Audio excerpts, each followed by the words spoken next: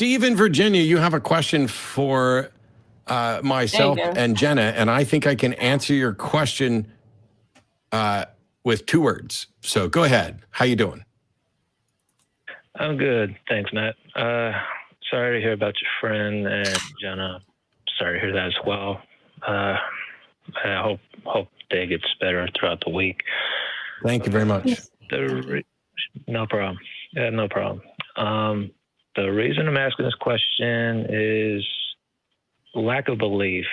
I hear this commonly from particularly internet atheists, not you per se, though there are some occasions. But aside from that, my problems with that usage of the word to define atheism.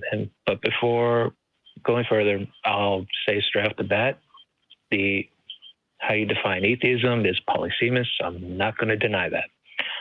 But what? I'm sorry. What was that? Baggage. There's a number of different ways to define it. Oh, okay. Good. Yeah. The issue is, if you're going with that, it's going to come with baggage. No, it doesn't. Okay. It doesn't come with any baggage that I can't solve by answering 2 words. What was the question that you told the screener you wanted to ask? Just ask that and I'll answer it. Okay. If someone's an atheist for the lack of belief in a god or gods, do rocks and other... Oh my God, that's not what you said you wanted to... So literally what I have here from the call screener is what is lack of belief? And that's easily answerable by 2 words, not convinced. If you want to have a conversation about whether or not rocks are atheist, that's an incredibly stupid conversation, not your fault. Plenty of atheists engaged in this stupid conversation for the last week, and I stayed out of it. So let's handle it really quickly right now. For any belief position, there's an implicit view and an explicit view. And so a rock is an atheist in the sense that it is implicitly lacking in belief or implicitly does not have belief or is implicitly not convinced. But this is distinct from someone who's an atheist like myself, who is explicitly not convinced, which means that I am an agent who could be convinced and am not convinced. That's what makes me different from a rock. And so for every atheist out there who's trying to run around and say, well, you know, technically rocks are atheists, you're correct. And what you've said is just as fucking useless as anything I've ever heard from a theist. Why are we wasting time with it? Nobody gives a shit about rocks or trees or toenail clippings or anything else. What we're talking about here are people who could be convinced and either are convinced, in which case they're a theist, or are not convinced, in which case they're an atheist. We're talking about explicit atheism. Any conversation about implicit atheism is a monumental waste of my fucking time. Does that make sense, Steve? Okay. Yeah, so basically it does require a mental assent from a conscious being. For explicit atheism, the only thing that I care to discuss, yes, it requires a conscious agent who remains unconvinced. Okay. Yeah, so say I mirror the exact same argument with theism and define it as a lack of belief in the non-existence of the deity. That's patently absurd. That's a semantic, useless game, because what we do in logic is we evaluate propositions. There is a proposition, some God exists. That is the proposition that we're evaluating. And if you accept it, you're a theist. And if you don't accept it, you're a non-theist or an atheist in the weak sense. To say that the default proposition is no gods exist and theists are just rejecting that is not only dishonest, it is absurd, because it fails to understand where the default position should be on an existential claim and what the null hypothesis should be. So you can't say theism is a lack of belief in the assertion that there is no God. That's a load of crap. Well, then would you then say atheism is the belief that there are no gods? No, atheism is not a belief that there are no gods. That's what I told you. Atheism is not being convinced that there is a God. Some people, I think, would say that is the definition, but in this case, the way that Matt and I use it, we don't use it that way. I happen to be convinced, in fact, that there are no gods, but my atheism is just a lack of being convinced that there are. So you believe the proposition P as in theism is false? No, some people will. I personally do. I personally do. But that's not what atheism is. Well, if you believe the proposition theism is false, then that does entail you believe in its negation is true.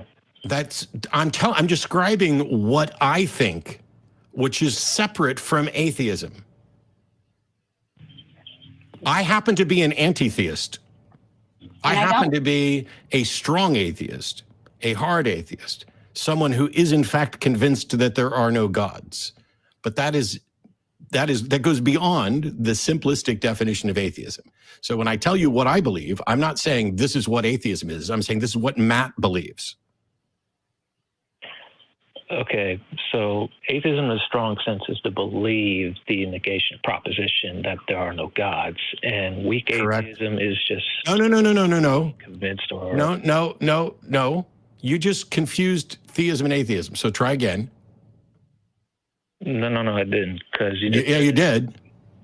You said atheism is the belief in the proposition that there are no gods, or the rejection of the proposition.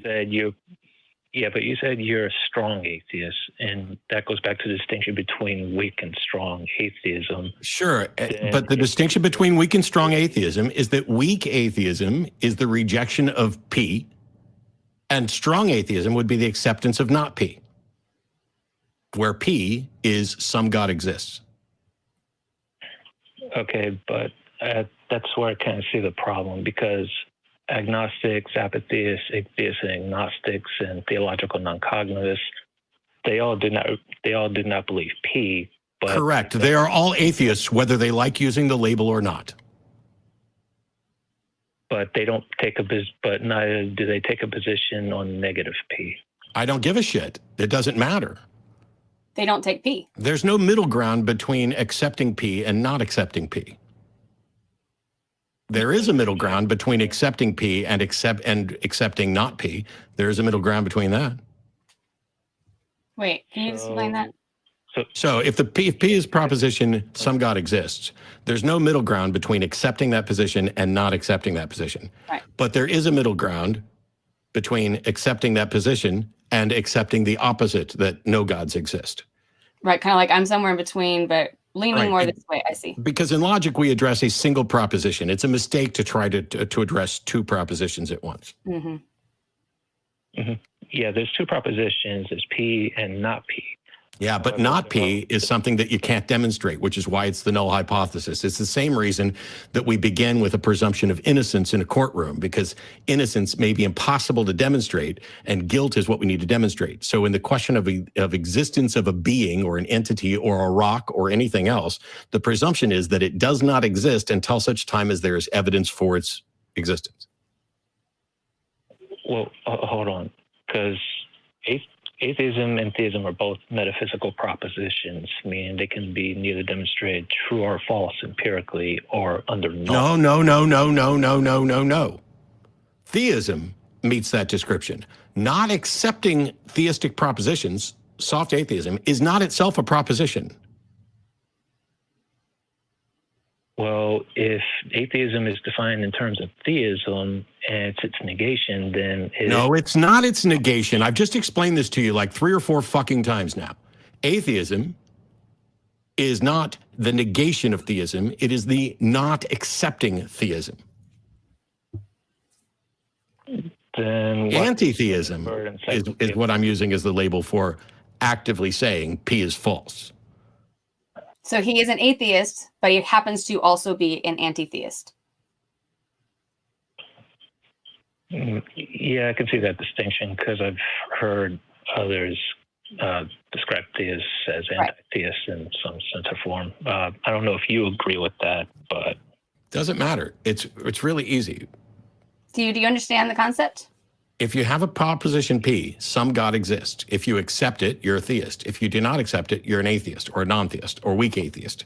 If you go a step further, whether you want to call that anti-theism, strong atheism, whatever, and you are convinced that P is false, that's something else in addition. Okay, so you have the proposition, and propositions are something to be believed. So, and there's usually in epistemology, from my understanding, 3 doxastic attitudes: belief, disbelief, or withhold of judgment. So, okay, so so I hold that there's only 2. Disbelief is not belief in the contrary. Disbelief is not non-belief. You either believe or you do not believe. That is true for every proposition. There is no middle ground. You either are convinced or you are not convinced. There is no middle ground. There can be no middle ground between being convinced and not being convinced. If you don't know, then you are not convinced. Okay, so say there's a proposition that Trump is a good Christian and I reject that. Does that entail I believe that claim to be false?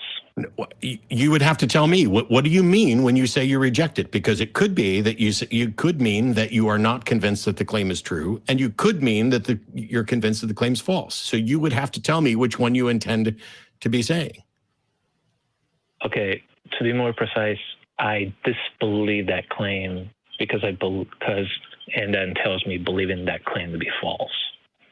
So you're using disbelief in a way that entails you believing it's false. I don't use disbelief in that way, but now I at least understand that what you're saying is you are actively convinced that Trump is not a good Christian. Okay, now we understand. It was really easy. You described how you were using a term, and now that I know how you're using a term, we can talk about it in that way. I'm not using that term in that way. If I say that I do not believe something, that is not me saying I believe that is false. If I'm saying I disbelieve something in the sense of I am not convinced, I am not asserting that it is false. If I believe something is false, I would just say that. I would say, I believe Christianity isn't true. I believe Trump is a shitty Christian. I believe Trump is a shitty president. I believe Trump, well, let's just not keep going on and on and on. But no matter what the position is, if I believe a proposition, I would always want to express that in terms of I accept a proposition is true or likely true. Mm-hmm. Okay, well, if you're using atheism in the sense like that you're just not convinced, oh, sorry, I hit that, then the theists can reply in the same stance that they're not convinced of a God's non-existence. Yes, okay. And I already explained to you why that's stupid. Well, if you think that's stupid, that is kind of special pleading. No, it's not special pleading. What it is something I've explained about 500 times, including in special videos. Saying that being a theist just means you're not convinced of God's non-existence, means you don't understand the nature of evidence, the burden of proof, the null hypothesis, or why we set up certain positions as defaults until something is demonstrated. Because if you were a theist and all it meant for you was that you're not convinced that God doesn't exist, then you would have to be in a position where you would be accepting multiple different God claims at the same time. And that puts you in a position of cognitive dissonance where you would be accepting mutually exclusive things. And that's why skepticism teaches us that what we do is we withhold our belief until such time as it is warranted by evidence. I need to ask a question. Yep. Steve? Sure. Are you trying to understand what we think or how we believe, or are you trying to prove us wrong? I'm trying to understand where you're coming from, and as regards to my earlier question about rocks, but Matt, disregard that. But more specifically, trying to understand where Matt and you, Jenna, are coming from. Do you understand? Do you believe me when I say that I don't believe in a God? I just don't believe you. When you say there's a God out there and he thinks and does this, do you believe me when I say I don't believe you? I'm compelled to believe you, although I'd dig a little further to, okay, but what is your position? I just don't have one. She just told you. Hold on. I just don't have one. Do you understand that? I just don't believe it. Like it stops there. Like if Jenna tells you that she does not believe in a God and then says, do you accept that I'm telling you the truth? Why is that a difficult question? You either accept that she's telling the truth or you don't. Well, because I understand, because it's hard to understand that that's possible. Because I had trouble. I wouldn't have believed somebody if they had said that to me. Yeah, but when I was at a point where I wouldn't have believed somebody like that, like you see from Sigh and others, I would have just asserted that they do know. So, well, but he seems to be trying to understand. So yeah, let's redo this Jenna's question and just do it for both of us. But I'll let Jenna ask, which is, you are convinced that a God exists, and we are both telling you we are not convinced that a God exists. And that's our position stops there. And it will stop there. Do you believe that we're being honest about our position? Yeah, I see where you're coming with not convinced part, but I guess what I'm trying to ask for more specificity, like, do you believe the proposition is How could you possibly be more specific other than to say, I am not yet convinced of this proposition? And I know I can give more, which is, I'm not convinced of the theistic proposition because no one has presented sufficient evidence to believe in any of those. And it flies in the face of the fact that there are competing claims about theistic propositions. Not only is there not sufficient evidence to believe, but there is evidence strongly against fundamental things that are tied to theism. Mm-hmm. Like, are you talking about scientific evidence or? Yes. What do you mean exactly? Well, the notion of a soul is the single most obviously dead and false concept in all of theology. Every single thing that anyone could identify or claim is part of a soul is identifiable as a function of a brain, and it is malleable within a living, healthy brain. It can be altered and changed as brains are damaged, and there is zero evidence of anything that about my identity which persists beyond my death. Mm-hmm. And any religion that has a notion of a soul as a foundational element of that religion is flying in the face of the scientific evidence.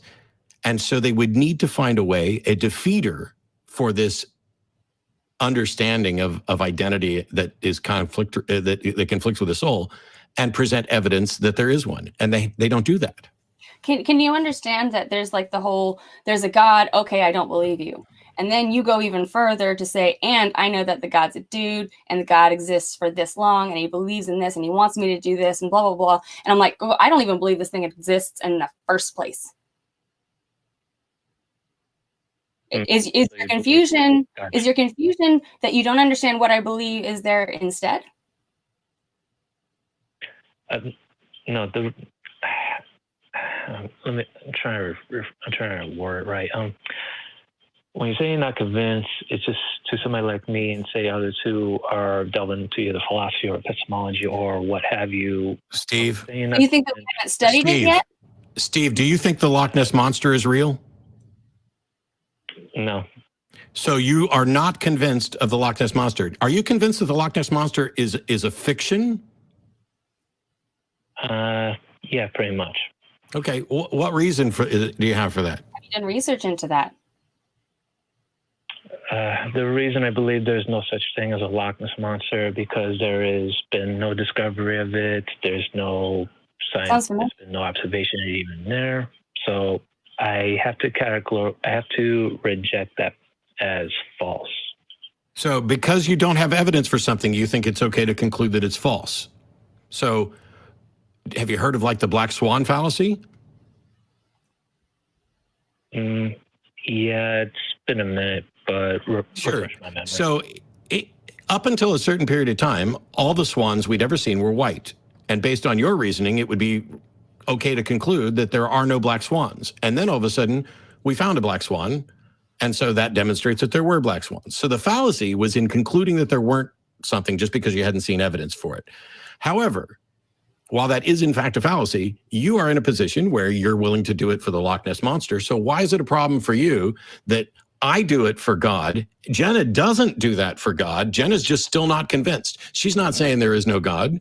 She's just saying, hey, much like the Loch Ness Monster, there isn't good evidence for this. All right, so I call myself an agnostic atheist, meaning I don't know, but I don't think so. Well, would you agree that knowledge is a subset of belief? Yes. Mm-hmm.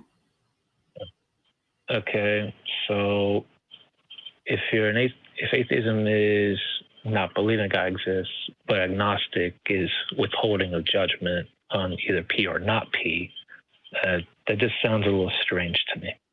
Maybe think about it for a little while. Well, no, so Steve's not entirely wrong. The agnostic atheist definition, or that particular combination, is garbage. Because it's asserting that you don't have knowledge about something that's not a belief. It is not a real thing. But what is real is that if someone were anti-theist and an agnostic anti-theist like that, that would make more sense. How can an agnostic anti-theist? Like, I'm strongly against something that I don't believe in, but I can't say I don't know, but I don't think so. Agnostic is not strongly against. Agnostic is about knowledge. No, anti-theist is. So anti-theism, as I'm using it, is strongly disbelieve. Yeah. So anti-theism, as I'm using it, is disbelieves the proposition. Well, not just disbelieves the proposition. Believes proposition is false. Accepts not P. Anyway, we're way far afield here, Steve, because you think there's a God. I don't. Jenna doesn't. I actually go a step further, and I think there are no gods. How convinced am I? I'm not certain. I'm not certain of anything. But I don't know why this can be confusing to you, because you're not only not convinced there's not that there is a Loch Ness monster, you're convinced there isn't when you've done no research and haven't investigated, haven't been able to go. Like, I bet you haven't even been to the Loch. I think the flying spaghetti monster might be a good example. Yeah, no, except we know that was an invented fiction. Yeah, that's true.